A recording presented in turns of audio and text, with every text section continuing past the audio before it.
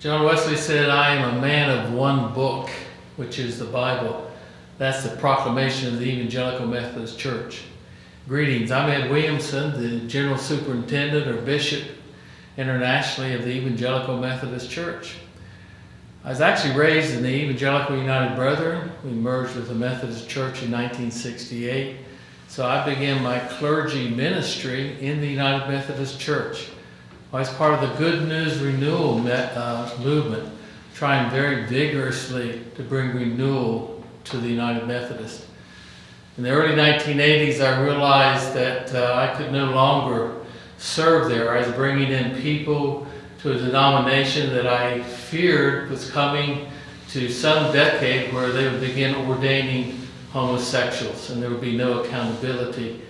Plus, I didn't want to take the best years of my life and ministry in the ship that was going down. Yet I applaud my many brothers and sisters and fellow clergy that I still love and are good friends who have tried to upright the ship.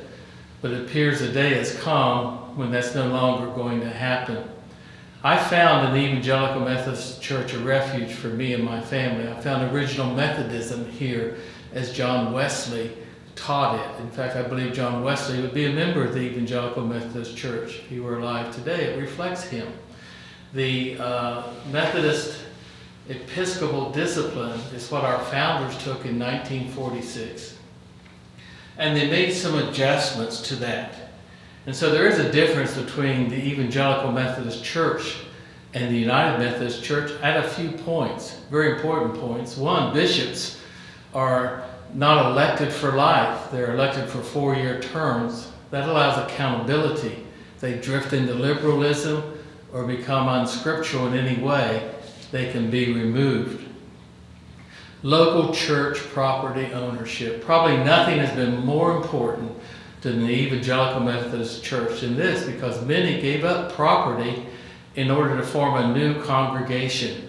And so now in the Evangelical Methodist Church, a local church holds their own property in trust. It's not owned by the conference. It can't be leveraged against you to make you conform to some issue that is unbiblical to you.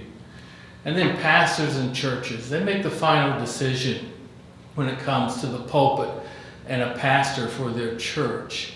Now, what you would call the Board of Ordained Ministry approves pastors. It holds them accountable to the authority of Scripture, to preaching the Bible, to a holy lifestyle, to preaching about a pure heart that is one that reflects Christ. And they're not allowed in the pulpit if they veer from that and can be removed. But those candidates are held accountable, and that local church and that pastor then begins to make their decisions.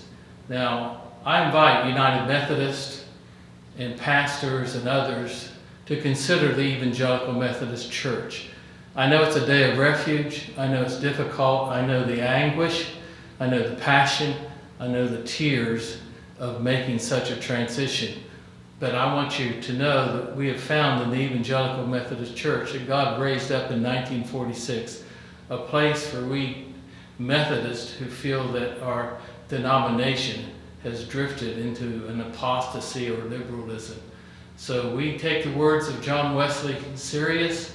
We have nothing to do but to save souls. We invite you to visit us at www.emchurch.org. We'll send you information. God bless you and may God guide you. In Jesus' name, amen.